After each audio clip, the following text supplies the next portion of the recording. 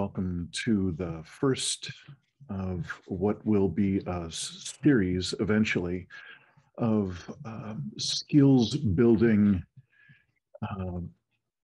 presentations and practices about the awareness of and facility with the feeling body, the emotional body.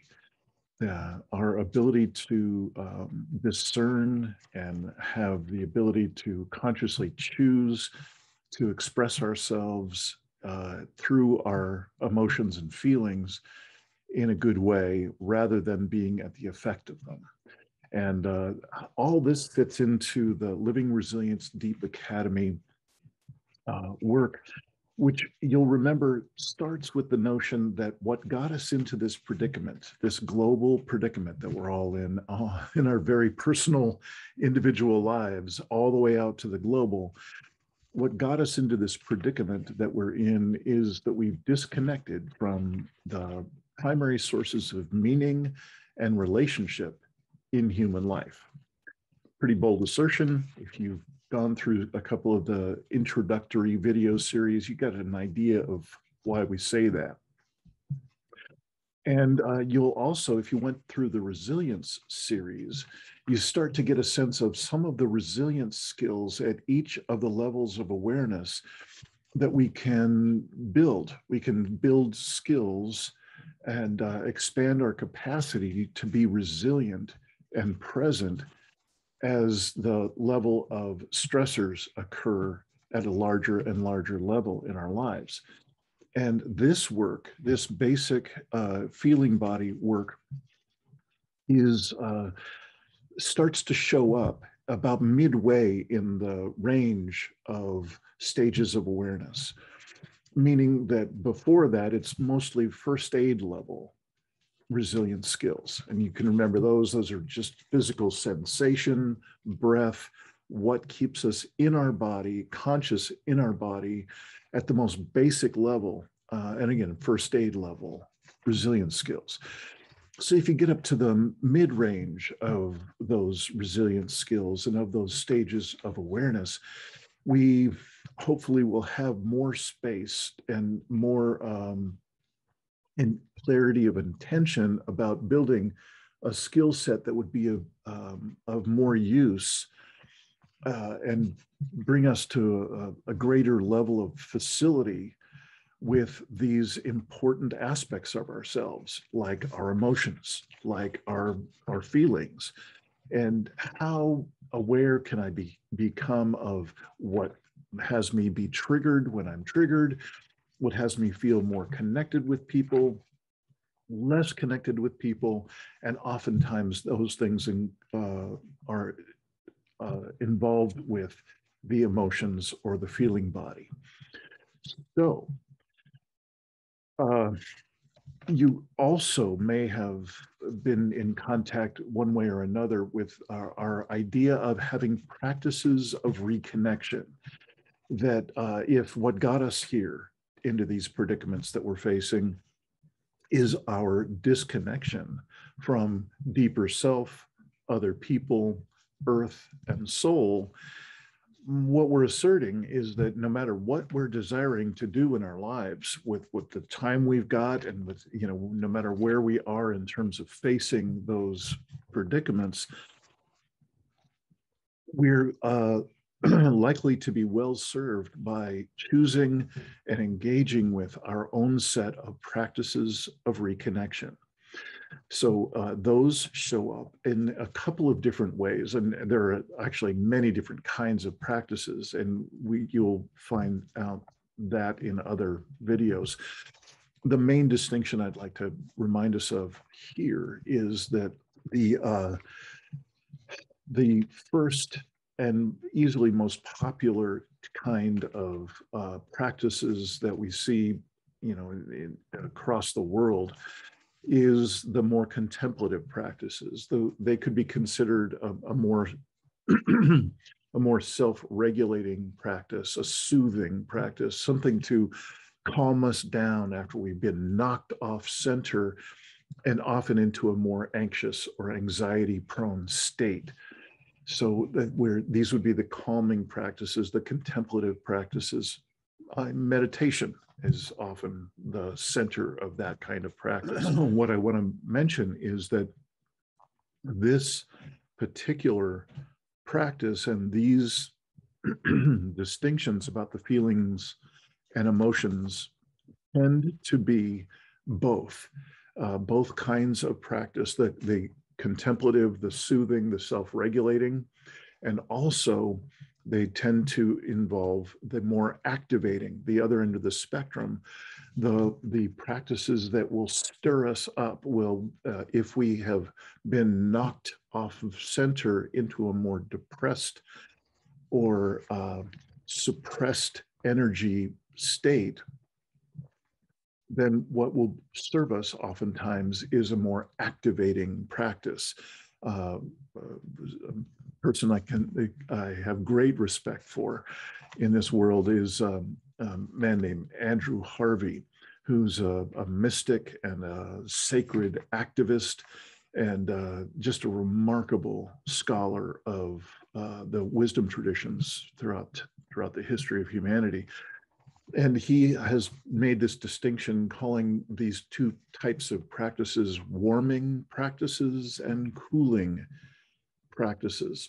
What I'm trying to distinguish now for us is the warming practices, and that we will be actually going from your preparation in watching this video is meant to be just a preparation for the actual practice itself, which we're going to do in our next time together. What you'll encounter is activating practices, the activating side of the emotions and feelings type of practices. There's a very important piece of this idea of practices of reconnection, and especially in terms of the activating practices. It can actually show up as an issue in the cooling or soothing or self-regulating practices, but is more likely to show up in the activating practices. And that is what has now come to be called a trauma awareness. You know, just 5 years ago, this was barely a fledgling topic in public conversation. Now, trauma awareness in terms of organizational structures, healthcare delivery, education delivery, and so on, there's just a remarkable amount more awareness of how trauma is really a part of all of our lives to some degree or another. And of course, there are some people who have had what are called adverse childhood experiences, or ACEs, that can have really an imprinting on their system.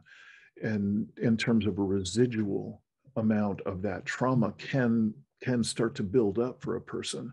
And that residual trauma in a person's system can be reactivated, can be inflamed again in unusual ways, unexpected ways oftentimes. So I would ask that you, even whether you've had a traumatic history or not, a history of traumatic experience or not, I'd ask that you have a certain amount of sensitivity to your experience. So we'll be doing some very activating activities when it comes time to do the practice after this video. What I'm asking you to do is to be fully responsible for your experience. You always, in any of the practices that we offer in this work of Deep Academy and Community of Practice, you always have the senior vote in terms of your own participation.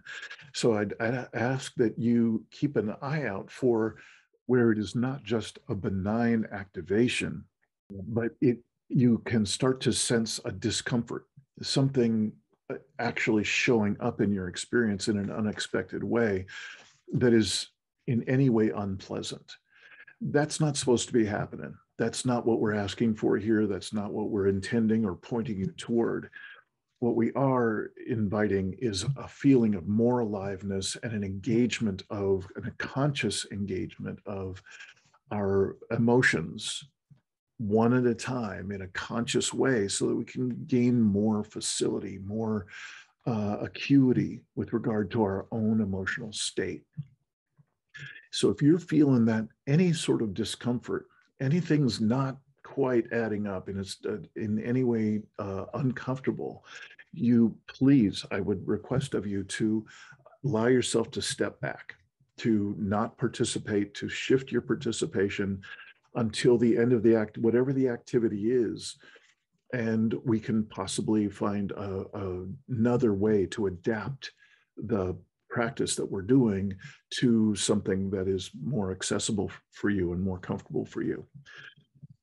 So please keep yourself aware of that, and keep us posted when we're doing our practices together, because again, we're doing this together, and it is not meant to be something that further disturbs you in any way or reactivates or re-traumatizes you. And that's a shorthand way of talking about trauma awareness in our what promise to be very challenging, oftentimes challenging practices of reconnection, especially in the activating practices.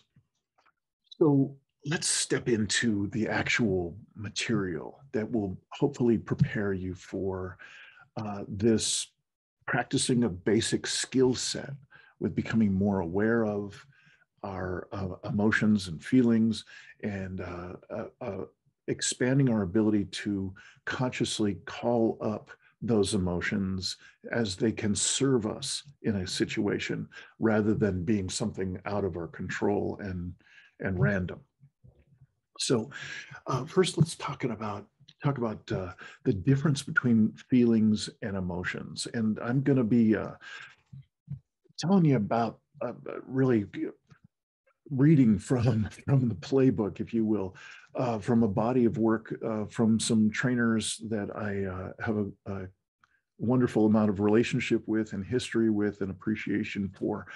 And they're all over the world, but primarily over in Europe, a few of them here in the States, quite a few in Australia. And they're from an organization called Possibility Management. And their central focus, one of the really entrees into their work, is to dive deep into this particular focus of the feelings and emotions body. And so I'm going to work with, just lay out for you some of their distinctions about that. So let's start with emotions. What are emotions? They would say that these are feelings that are rooted in the past. They can last for hours, days, weeks, months, maybe a lifetime, depending on how hard we're holding on to them. These are inauthentic feelings from others, or can be. It can be things that we actually get on us or get into our system that are sourced from someone else. It can be from organizations or impactful environments that we're in, for instance, like our own family, church, school, the nation that we're in. One way or another, these can show up as incomplete feelings from our past. So what started out as feelings authentic in the moment, for some reason or another, lodged in our system, resided in our system, and the remnants of that can be called emotions. So starting with the four core feelings, which we're going to talk about more in a minute, but just briefly, they're anger, fear, sadness, and joy. We can see the emotions version of any of these by seeing if any of the emotions criteria above fit for the feeling we're experiencing in the moment. In other words, if you've been feeling this anger for a few days now, you're pissed at your spouse or your boss at work, and if it's lasted longer than a few minutes, chances are we're talking about an emotion. And remember, it's things that are often rooted in the past can be an influence from others and so on. For the vast majority of industrialized business as usual culture around the world, the emotions or feelings we have come to normalize in daily life are very likely to be what we are calling here emotions. It is actually, unfortunately, rare that a person is primarily feeling their feelings as they would define them. We'll get to that in just a moment, how they define feelings.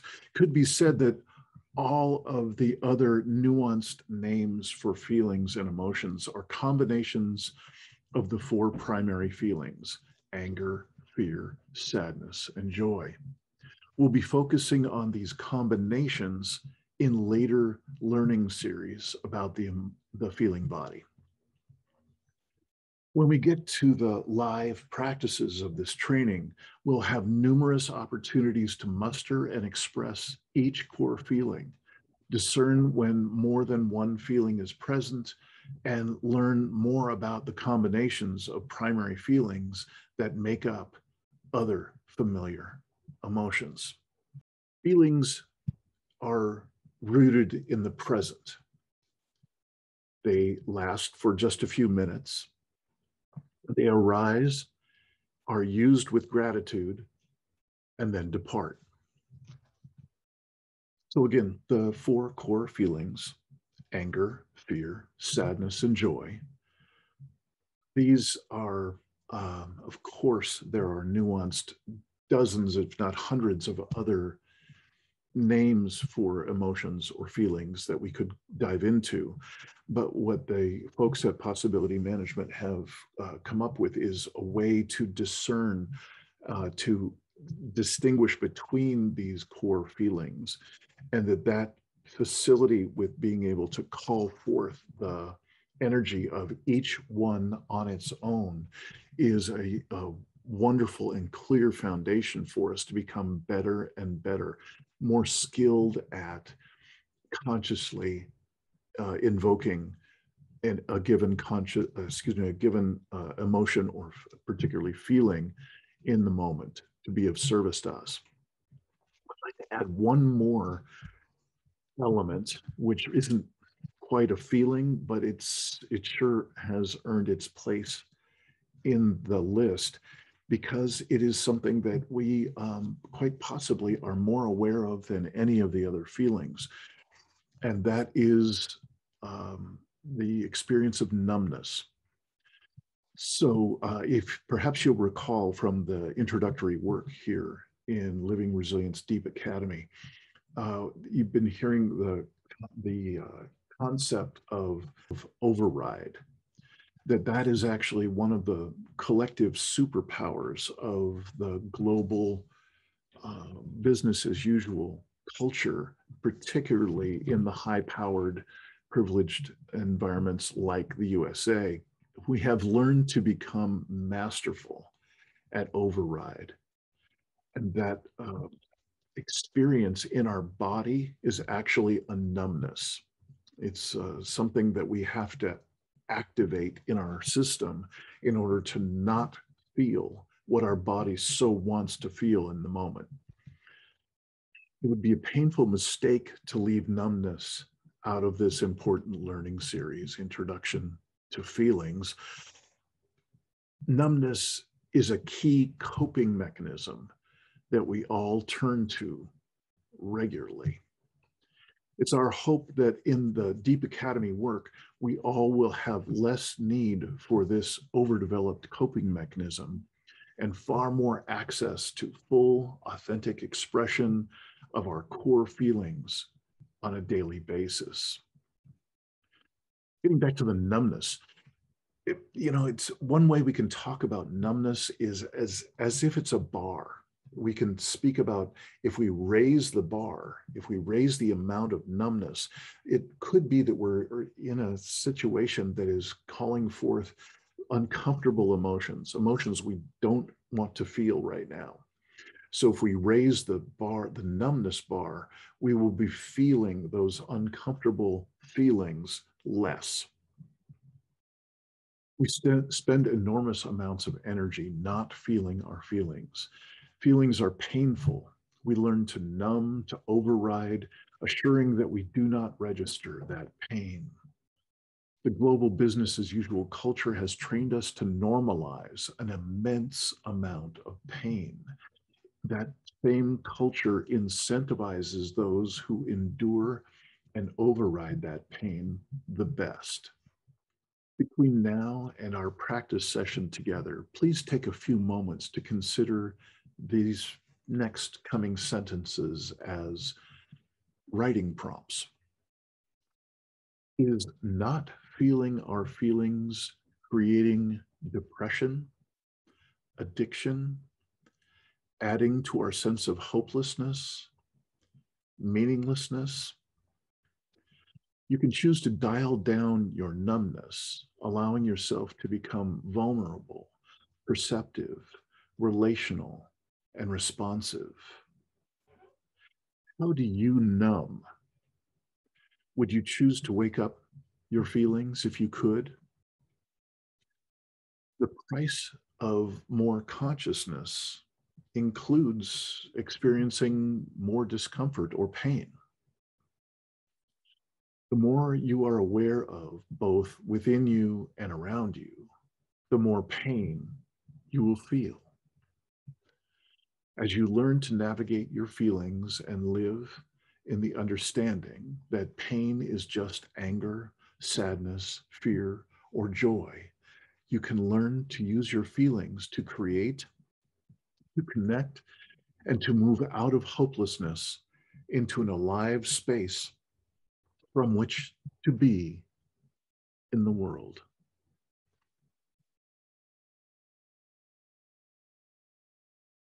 Here's a simple scanning exercise that it would be useful to practice, perhaps daily, between now and when we actually do the live practice together.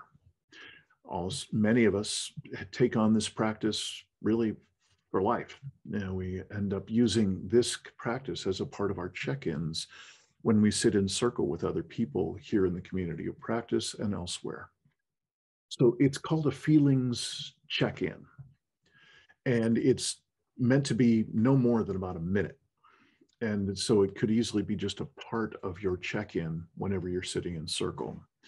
The idea is to briefly scan or have scanned your system before you're even sitting down in circle.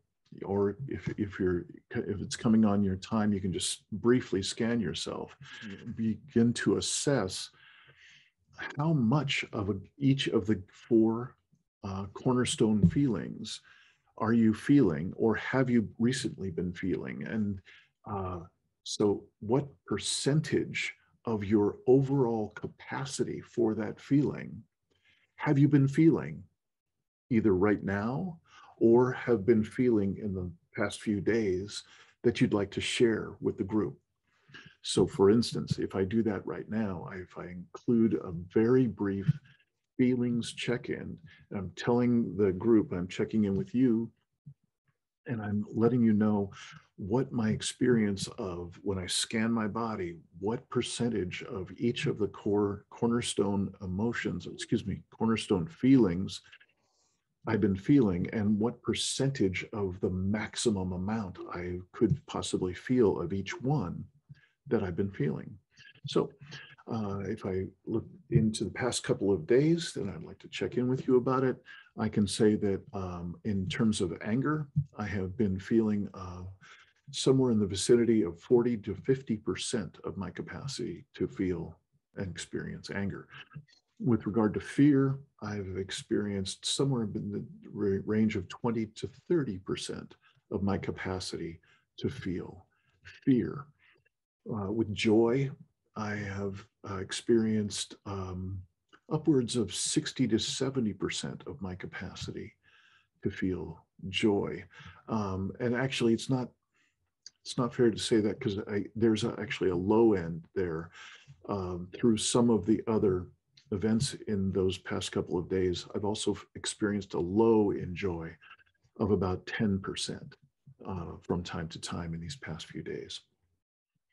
And the final cornerstone feeling being sadness, I can say that I have experienced a range from about 10% at the low end to upwards of 80% of sadness and grief in the past couple of days. So that's a quick exercise that you can now take on to use daily, use whenever you check in with a group for whom that kind of check-in is appropriate. Please bring that along when we get to the actual practice time together coming up soon.